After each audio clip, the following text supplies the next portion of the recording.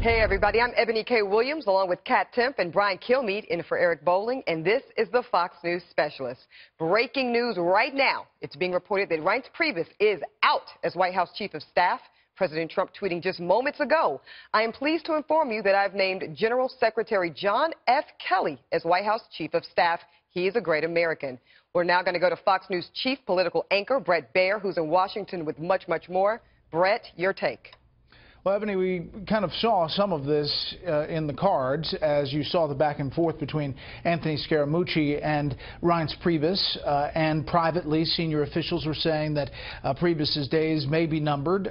They have been numbered to 1. Now you have General John Kelly, the Secretary of Homeland Security, will leave that post at DHS and will take on perhaps a more tumultuous job at the moment, Chief of Staff at the White House, trying to see who can get in to see the president and try to steer the White House in a way that the president wants. Obviously, President Trump has been a proponent of pulling in generals and using former military men as key figures in his administration.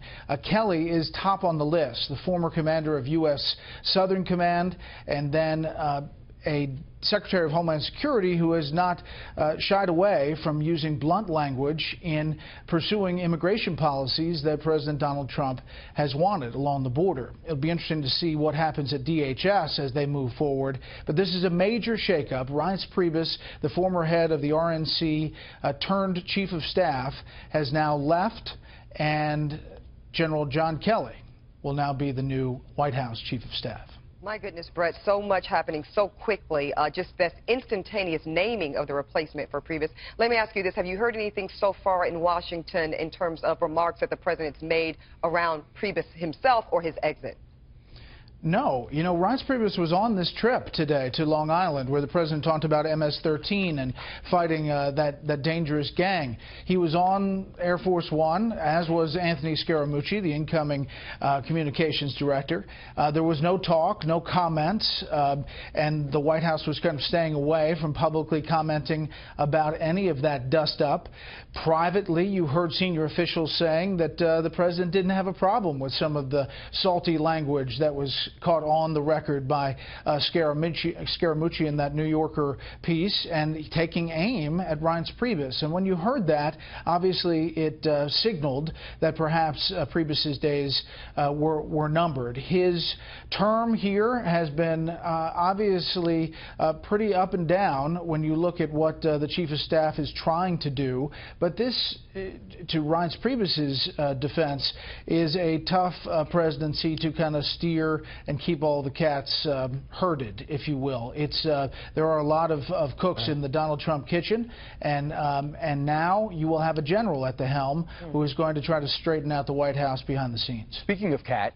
Yes. Hi, Bret. I wanted to ask, the president just tweeted out thanking Reince Priebus for his service. It doesn't seem to be, I mean, every time a switch like this happens, people try to paint it as a turmoil. Is there more excitement around this, or are people freaking out? Well, anytime there's a chief of staff who doesn't make it to a full year, that is a big deal for a White House that is trying to get its sea legs under it and just lost a major legislative battle up on Capitol Hill with the health care loss early this morning. So I don't think you can diminish the big news of this, and the fact that you're going to have to find a Department of Homeland Security secretary is another big challenge up against a legislative agenda that is already packed. Bret, let me ask you this. We are saying that we know that Reince is out, but do we know how he's out? Meaning, do we know if this was a resignation from Reince Priebus, or was this a termination from President Trump? Just guessing that since we didn't hear anything from Reince Priebus himself, and that he was on that Air Force One trip to Long Island, and that the first indication was a tweet from the president announcing the new Chief of Staff, I think that this probably was the White House telling him that he was out. The first indication we had was that tweet that John Kelly is taking over. Wow, it's pretty amazing to see a general take over as Chief of Staff. Bret, how much is it going to be a challenge for the general, if at all, without the political experience, just the leadership experience? His resume looks great. Border crossings down 74%. The Border Patrol feels reinvigorated. We know what's happening at the border and around the country with sanctuary cities. But does he have a big adjustment to learn inside Washington? Yes, I mean 100%. Look at the rollout of the effort to kind of crack down on, remember, the Muslim nations, the nations that were on the list that they wanted to do the first executive order. When that all happened, the way it was handled, John Kelly was learning as he was going about the intricacies of Washington.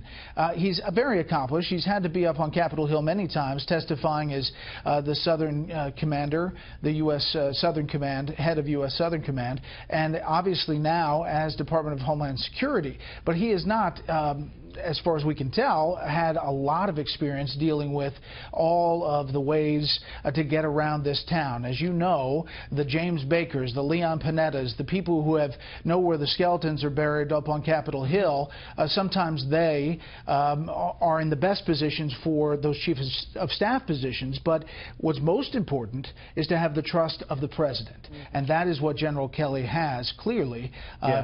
This president really, really likes him.